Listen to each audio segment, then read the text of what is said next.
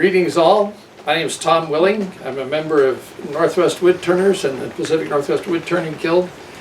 And today we're here to create a project called an egg wagon. And here you go. It's a great little toy for kids of all ages, but mostly toddlers. The first thing you'll need is a little bit of flat stock to make the egg wagon body. You'll see it's got holes drilled for axles, and it's shaped here to give you clearance for the egg as it goes around. You can see it's got to have some room there. The next thing you'll do is you will mount up a 2x2 turning square. Take it down to 2 inches in diameter,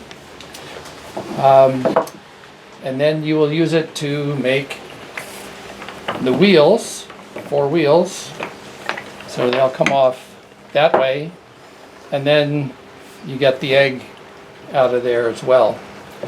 So what we'll do is, since we already have the bodies made for our demo, we will do the wheels and the egg, and then at the end we'll assemble all the pieces. All right, here it'd be a good idea to know what sort of dimensions you're working on.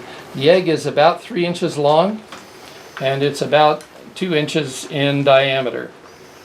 And then the egg cart is about 6 inches long. Axles. You'll need 2 axles, and they go through right there like that. These are they're 1/8 inch stainless steel rod that I have threaded on each end just to give it good glue surface area when it goes into the wheel, and you can't see it from there. That one you can see just a little bit. When I put them together, I found that as the two went together, they sort of centered up on the axle, because the resistance going into the hole allows it to take over one way and then the other as it gets in farther. So there is that. The other thing you'll need to have is what's down here? Your old friend, the Jacob's chuck. Okay, first things first, safety.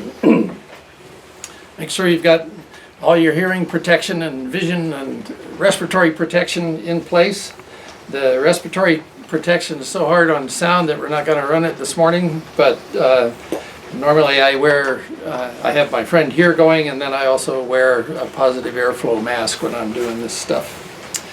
So, first step, we're going to mount up and round out our turning blank.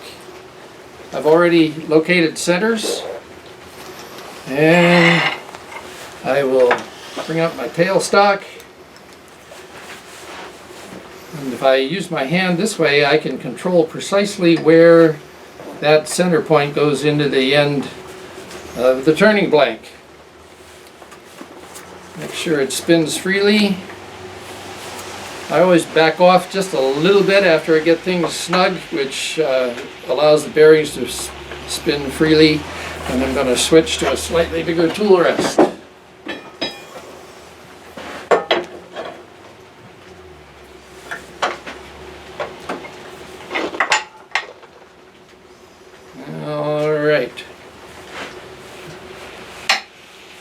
The other thing I always talk about when I do a demo is how to do your early roughing cuts.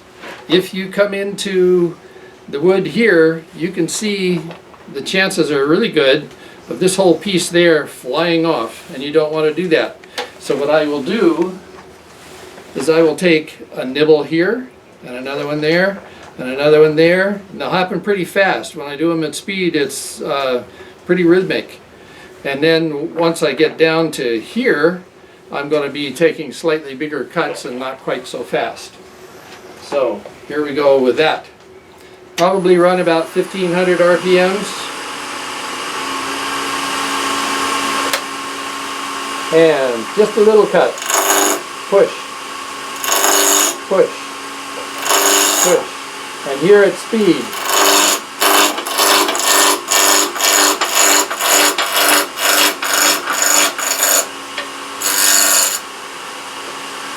At the end, I'm going to come off the end. I'm never going to try to go back in this way. And sometimes when I'm going at speed, it looks like I'm doing that, but I'm actually touching down with the bevel of the tool right there.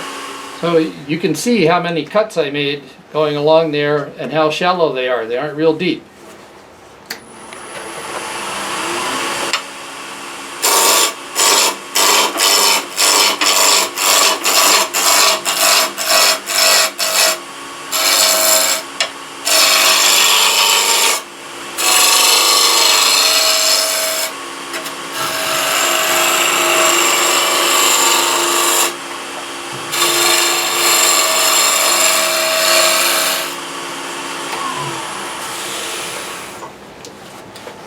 Not quite all the way down, but you can see how quickly that can go.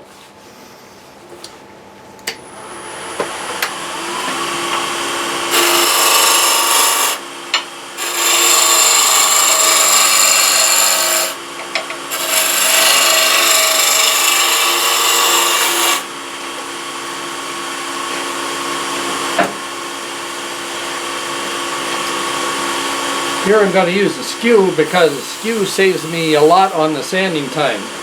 Sometimes I get a finish that's good enough.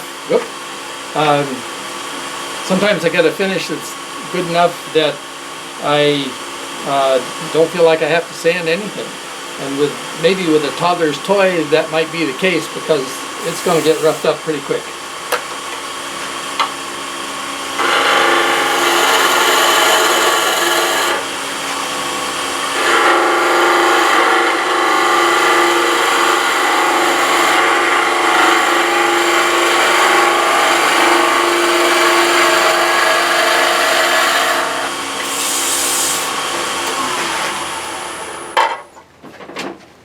Now, that's pretty smooth. This is kind of funky stuff out of the scrap bin, but it's okay. Let's see how much I have left to go. Not very much. Now I'll take the parting tool and I'll part it down to round at an even diameter.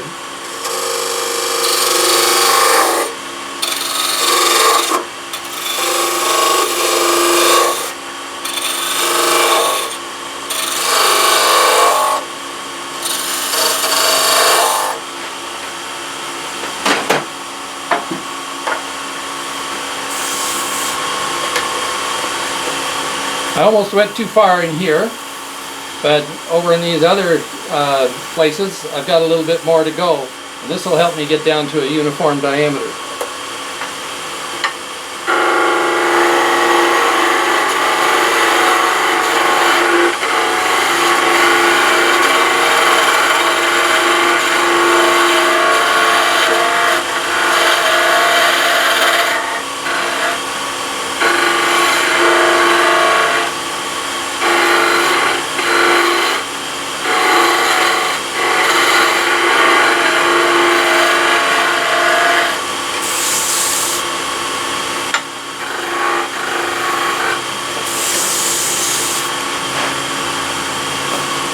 Good.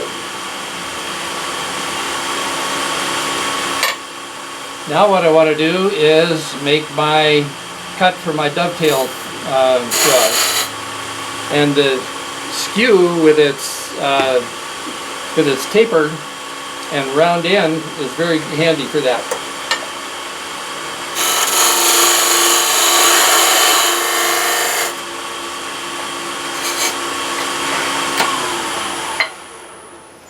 And now I'm ready to put on my chuck.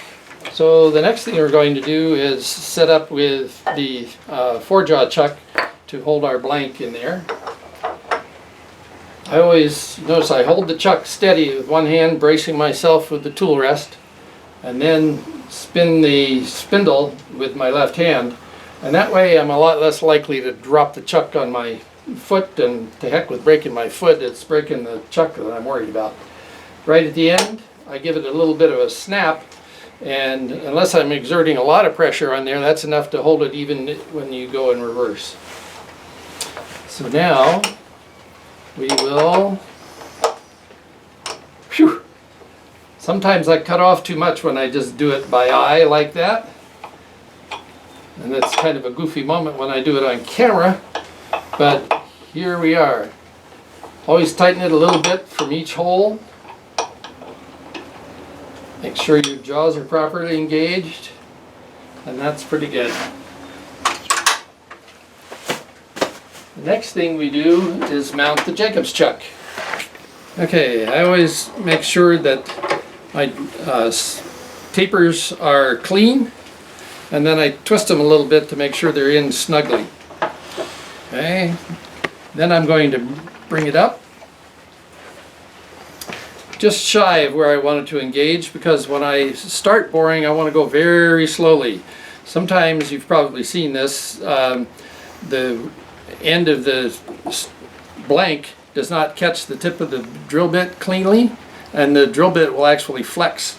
And so what I want to do is allow that to settle down, and you'll see it settle down and come back to center if you go slowly. If you don't go slowly, then you get an off-center hole that isn't plumb. As I bring up the tip of my drill bit to the stock, what I want to do is start out very slowly, because sometimes the grain will catch the tip of the drill bit and take it off center, and you get a flutter. And that means an oversized hole that isn't plumb and goes all over the place. If I go slowly enough, then what will happen is the tip of the bit will cut the hole where it needs to be on center, and then I can follow it through a little more quickly. I'm going to run the lathe at about 800 RPMs. See where we are. There we go. 750 is close enough. Alright. Another trick I use is I release the lock on the spindle, but then I take it back until it just begins to take up, because you can get play in there if you don't do that. So I'm actually turning against the spindle lock just a little bit. And here I go.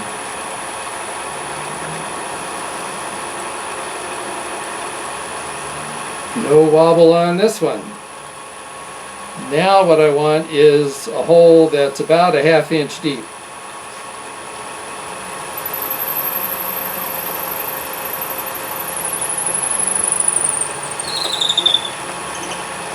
I find that when I'm cutting the wheels, if I drill the holes one at a time, then I get less accumulated error. So now I have my 7/64 diameter hole bored for the axle. The axle's 1/8 of an inch with thread on it, so that gives the thread something to bite on. And then I'm going to form my first wheel. So there are two ways you can true up the face. One's with a skew, the other's with a detail gouge.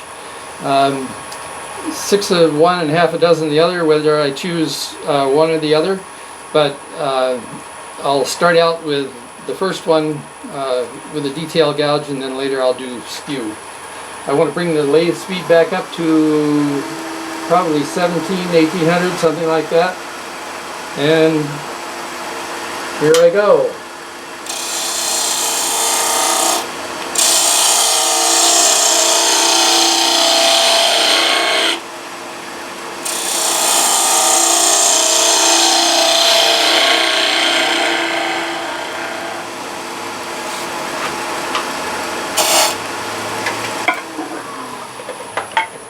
Now, some of you will wonder why I did the layout process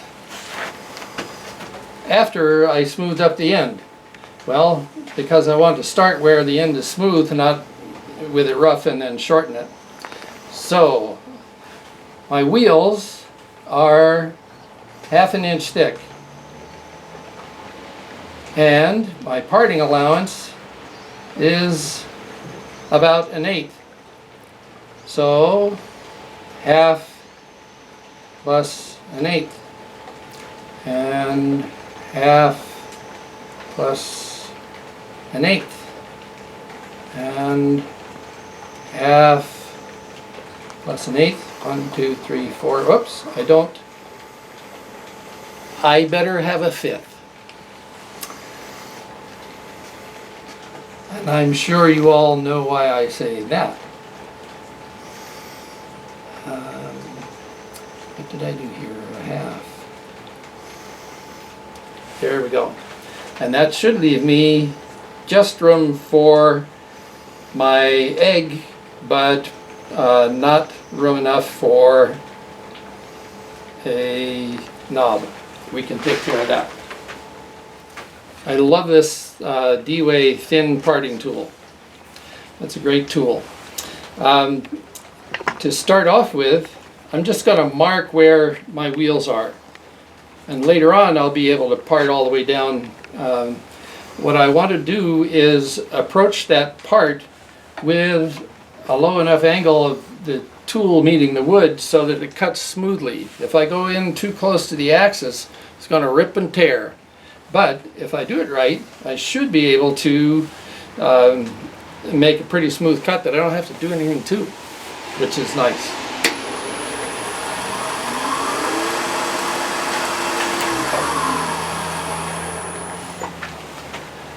Forgot another detail.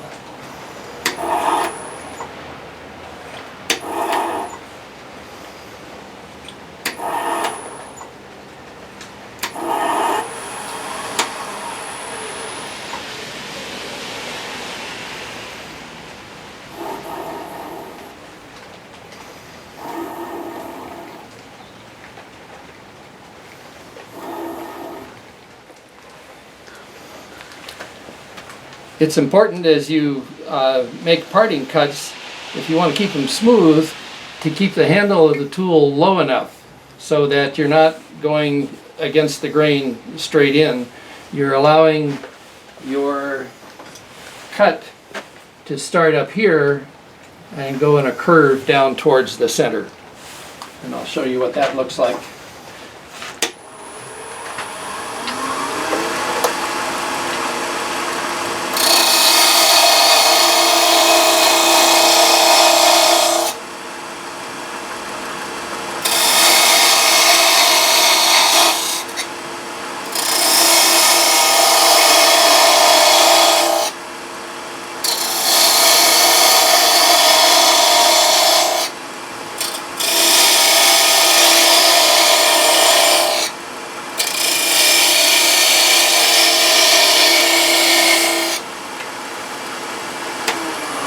Just like so. So now it's a step-by-step, one wheel at a time. I'm sure that if I made enough of these, then I could do 5 wheels at a time and be okay. But there's a learning curve, so let's do them one at a time.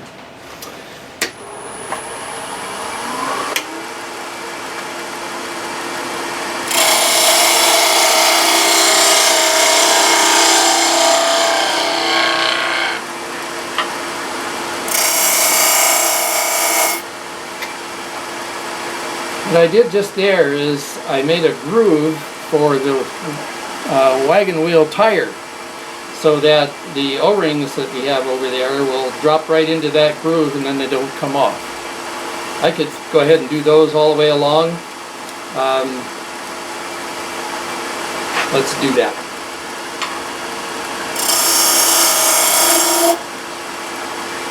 That cut is made just by applying the very tip of the tool and rocking it.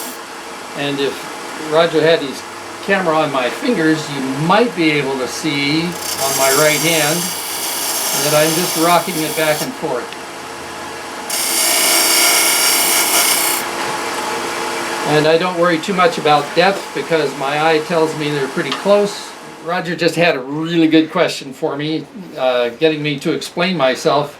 With this cut, I'm going in with the flute of my detail gouge straight up, and I'm just very gently touching it.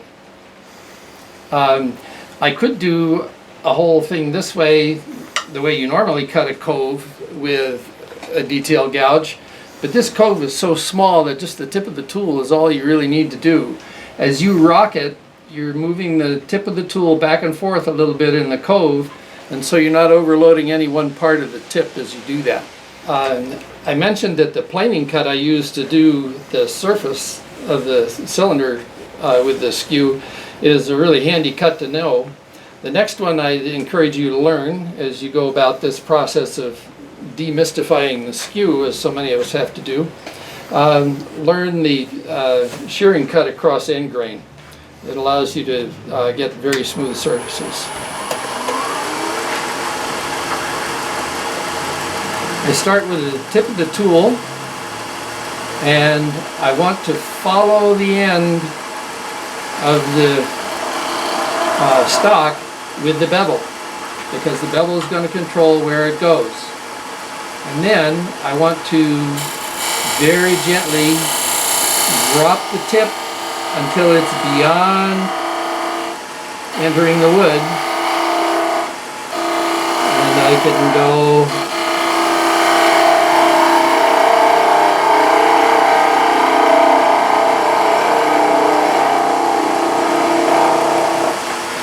okay.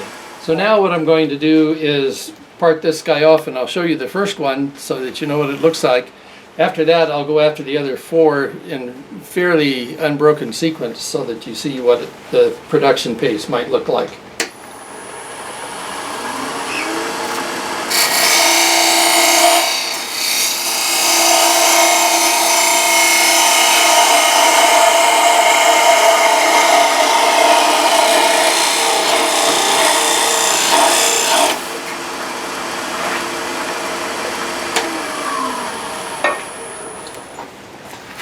Okay.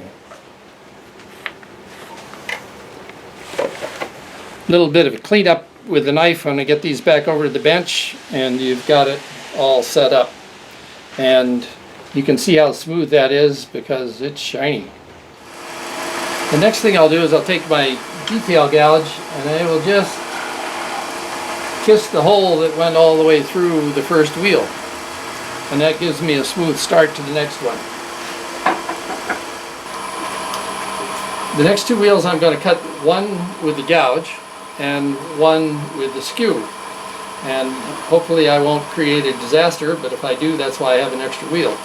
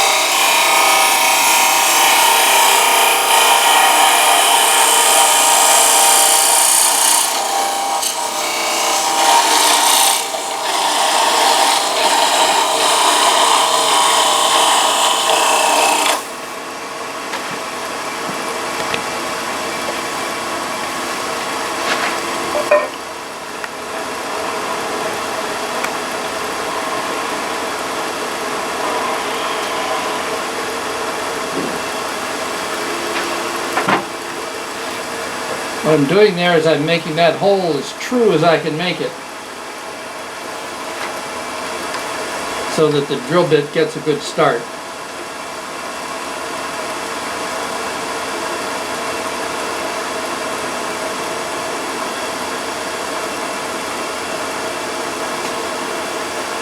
And of course, if they're too loose when they get the axle put on them, then you use your dear old friend epoxy to glue the axles into the wheels.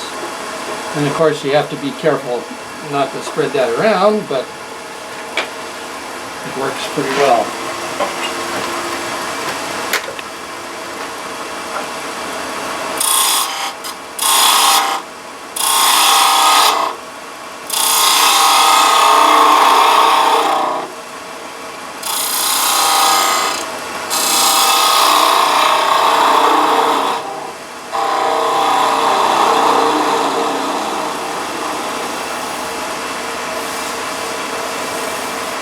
pretty smooth. Oh. You can use your skew like a scraper to take off any sharp edges. And then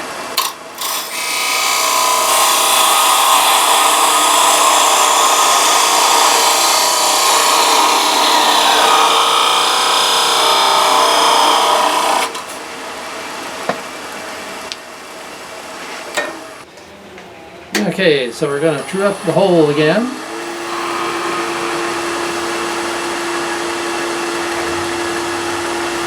Should be pretty good.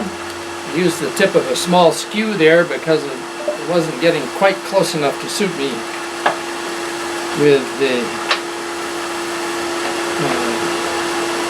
tip of the gouge.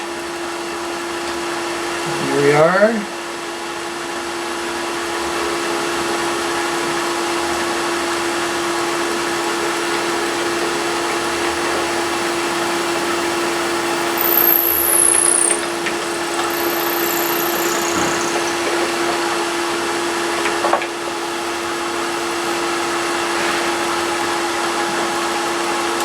Use the gouge this time.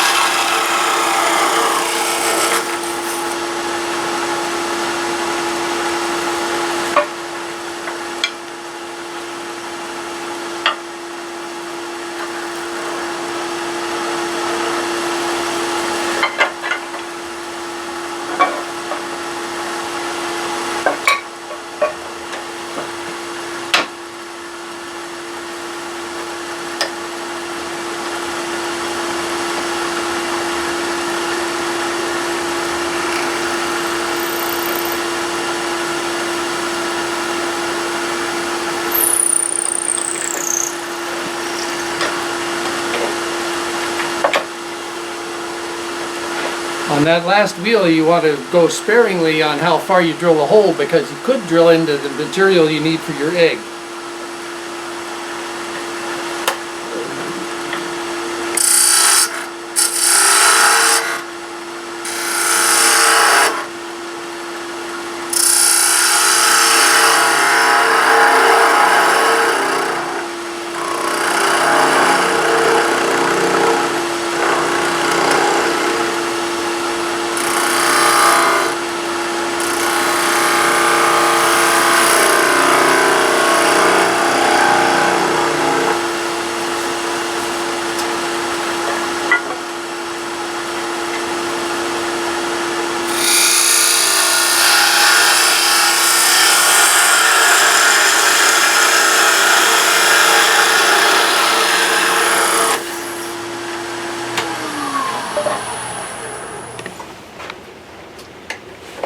And there you have your wheels.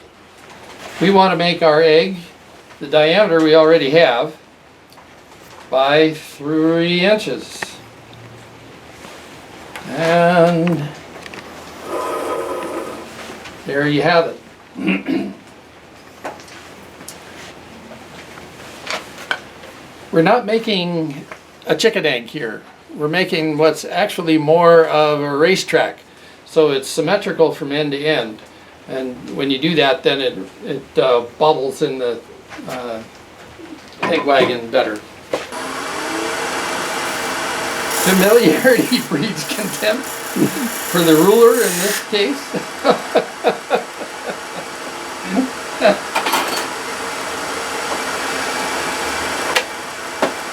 Okay, now that I know where the middle of this thing is, I love it.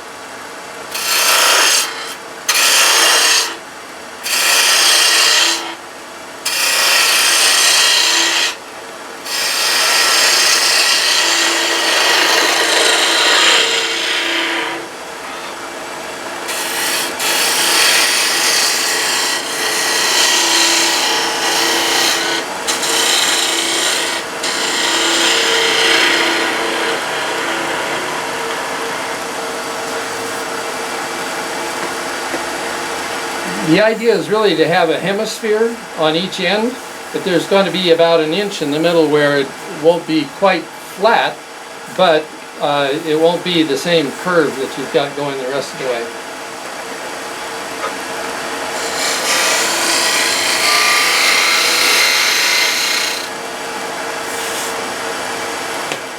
Okay, so we've got this started and I'm almost done. I'm going to do a couple of cleanup cuts there, and then I have to repeat this shape flipped on the other end. And what I'll do to start that is go in with a parting tool.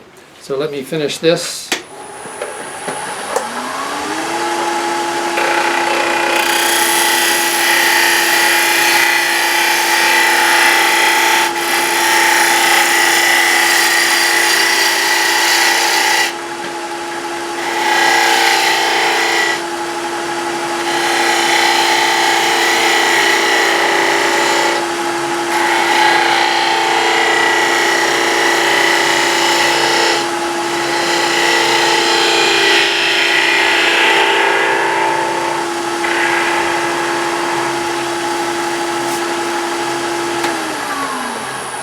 With apologies, a sandpaper salesman's nightmare is somebody who knows how to make a light cut with a sharp tool on a lathe.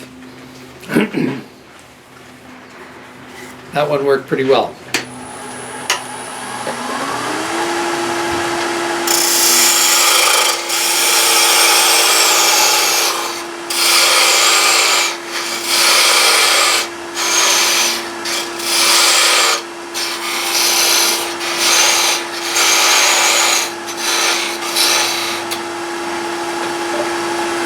What I've done here is I've made myself some clearance that shows me where the egg is going to end, and then I have a target when I get to using my gouge.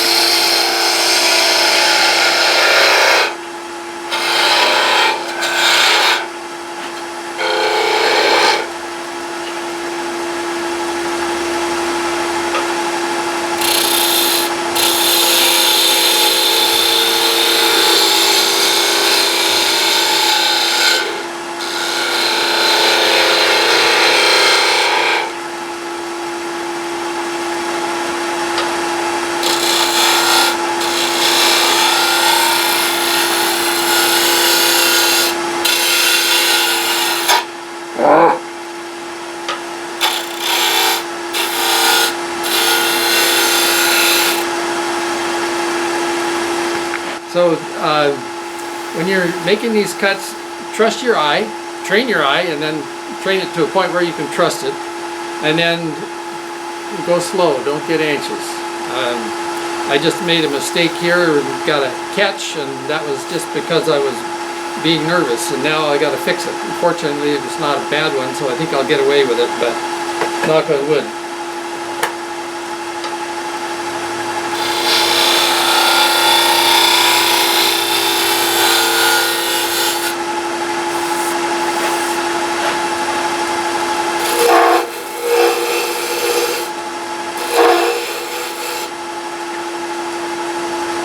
Basically what I'm doing is I'm trying to match this profile with this one. And it should be okay.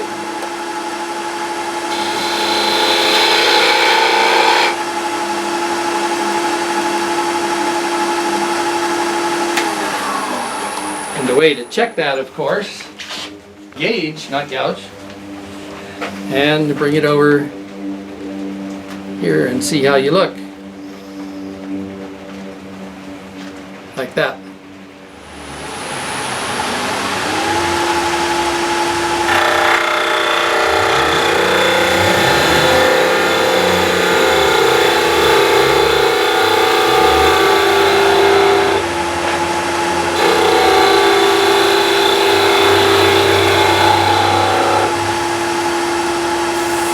Whew. Worth the nerves to do that.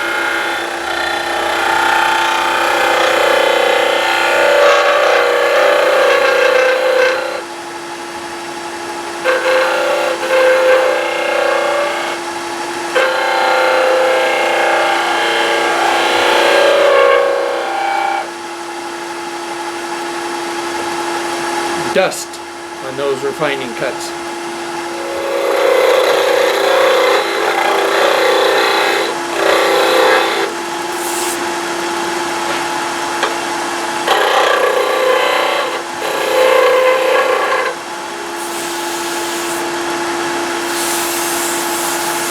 If you check your piece for symmetrical form, use both hands and judge between the two. All right.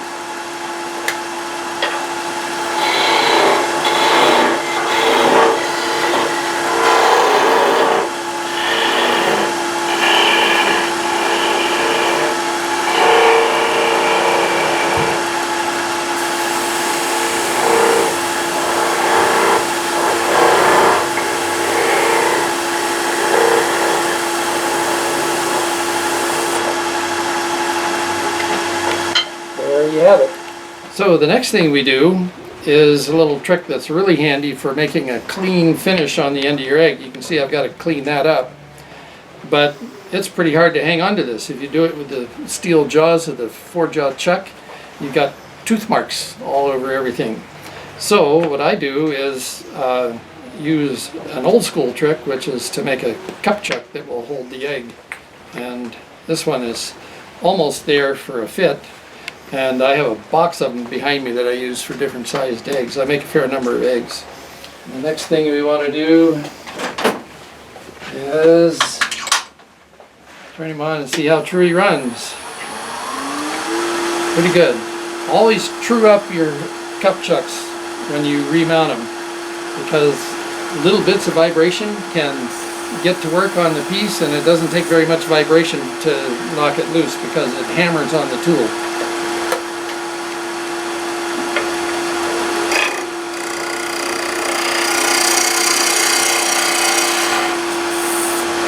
That worked pretty well.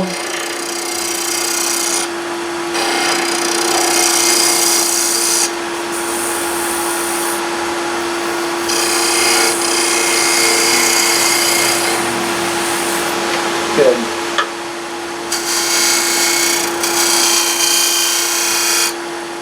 So everybody has their favorite tools, and this is one of mine. It's just a good piece of good steel. It's got some dimension to it, so it's very stiff, and it's great for making refined cuts.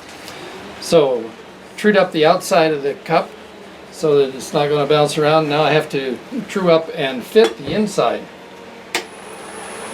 and that's pretty good right there.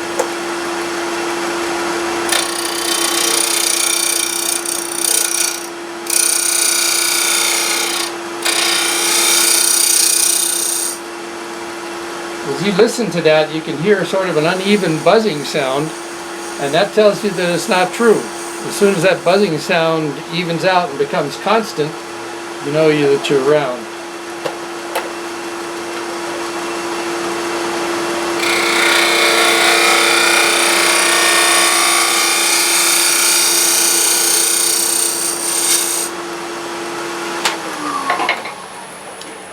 And I didn't have very far to go. So let's see what happens. Good. So I have the egg parted off, and I have it so it fits in the cup. Now, if I try to put it on there that way, I'm going to have a hard time making that thing go on center. And this fitment doesn't require any real special skills to make it fit over the end of the live center. It's just a press fit like that I put in the tailstock, and I bring it up and make sure everything is nice and tight together, and I take my egg and I hold it against the live center, and then as I bring it up, it will center itself much better in the chuck than I can center it by eye or hand. Now let's see if I've proved myself right. The other thing that allows you to do is use the quill to push the egg into the chuck until it creaks. You can hear it creak. Then, when you go to back it off, if it creaks, it's too loose. Didn't hear a creak. So I'm okay. Go carefully and clean off that little nubbin there with the tip of a skew or the toe of a gouge. But I've got that thing pretty well centered up. Not perfect, but good enough that nobody will notice when you get done using the tip of the skew to smooth it over. You can also use the toe of a gouge, and there's nothing wrong with doing that. So I'll use the skew to do it this time. Steady the workpiece with your hand. Use your thumb as a fulcrum.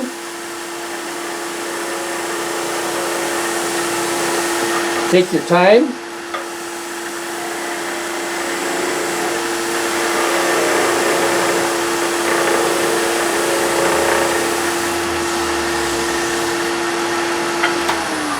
And you're ready for sandpaper.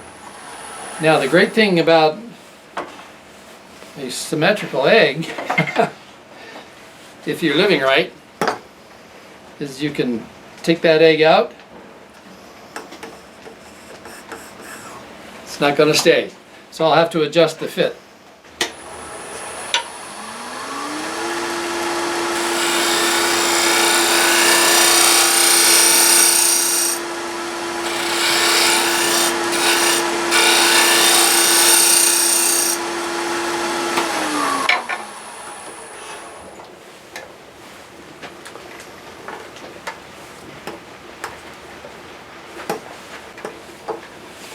Let's see what happens here. All right. I've brought the tailstock up and I've placed the egg in the fitment on the end of the live center. And I've let that come up to the chuck. And I've got a little bit of slack there. And push it in. It creaks. I thought it might creak coming out, but it didn't. You'll also notice that as I work on it, I've got my hand wrapped around it, which keeps it from clouting me between the horns if it comes loose.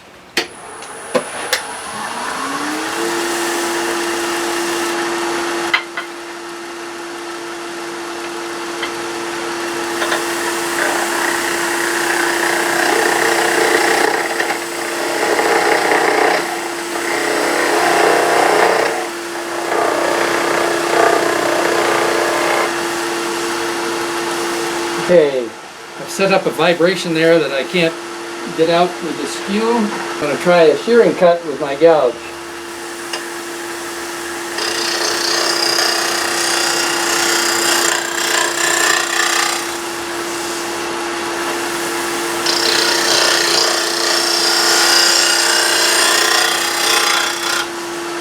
If you listen to the cut as I start, there's a pretty smooth spot there, so it's running smoothly. And then as I make my cut, it begins to make noise. Listen for that.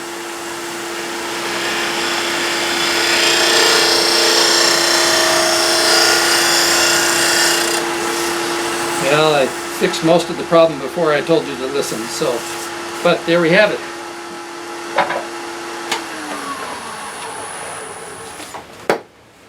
And of course, this is a dynamite way to sand an egg to mount it up in a chuck like that. So the last thing we need to do with the lathe is bore and then form a pull string knob so that the little guys can hang on to it.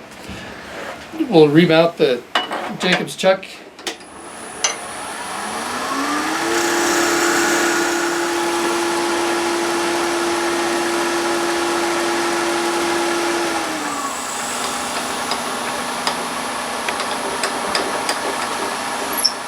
This piece of timber is Purple Heart out of my scrap bin, and so you want to make sure you clear your chips fairly frequently. What happens is all those chips get packed together and then they heat up and expand, and pretty soon you've lost your drill bit to the timber.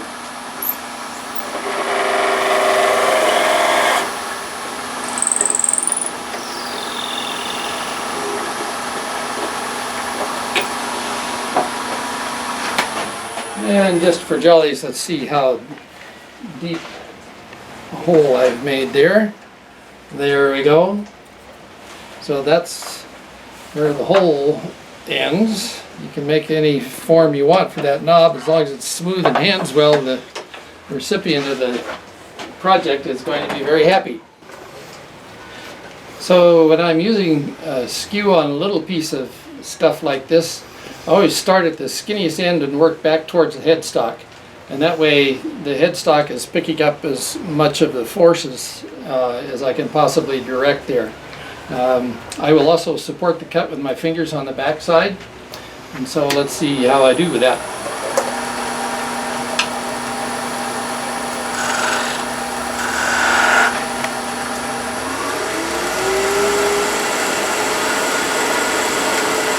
I'm right about 2300 RPMs.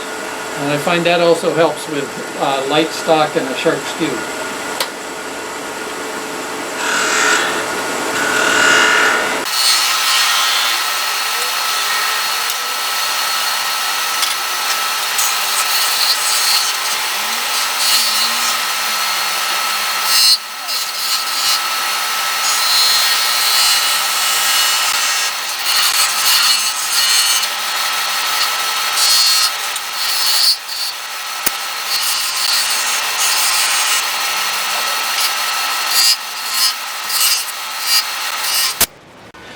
So when I'm using a skew on a little piece of stuff like this, I always start at the skinniest end and work back towards the headstock.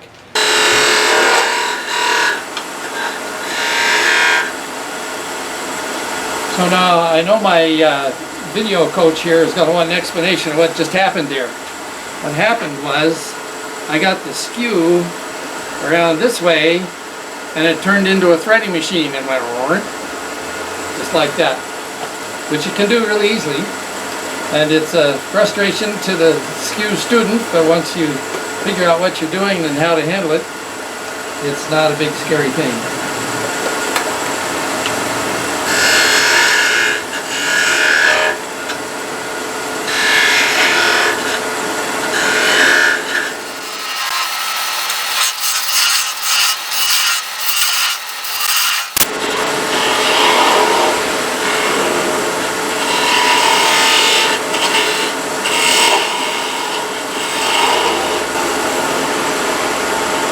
About to come off.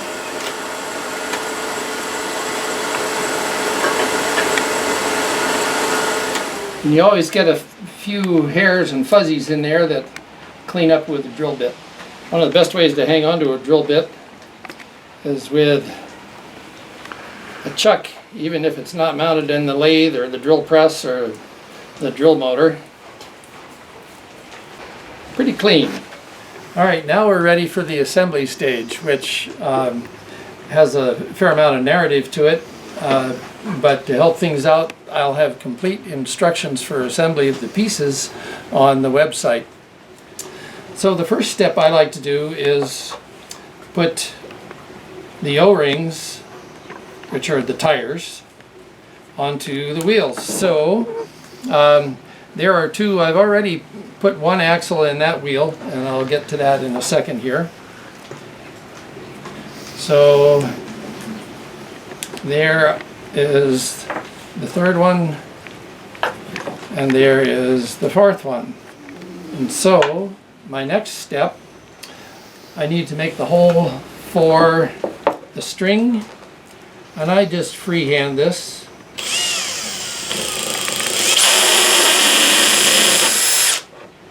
There we go.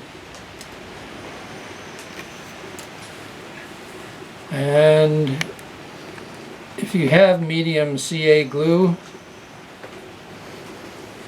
that works pretty well. This is medium, what do they call it? Heavy thin. Like a creak when I'm putting a peg in there. And there you have it. And then we will put in that wheel. We'll take the other axle up with a cold chisel and press them in and glue them. They don't come out. So there we are with those two. And then I put on the other side, and we are almost ready for the toddlers here.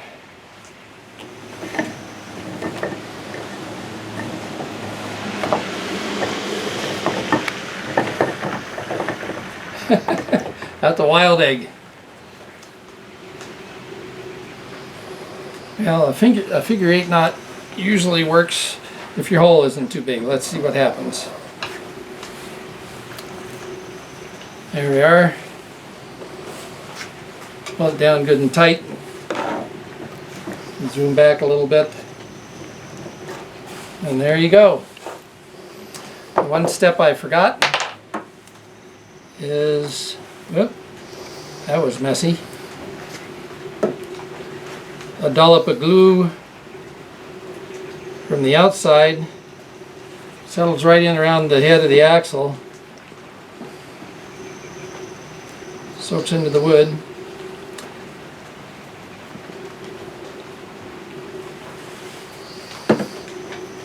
Let her set. Happy Easter. That's a good question. What could go wrong? If the egg doesn't do what you want it to do, chances are good it's because it's either irregular in shape or it is cut too big or too small. If it interferes with a wagon, it's too small, and if it pops off easily, then it's too big. You can run them this way. That's kind of fun.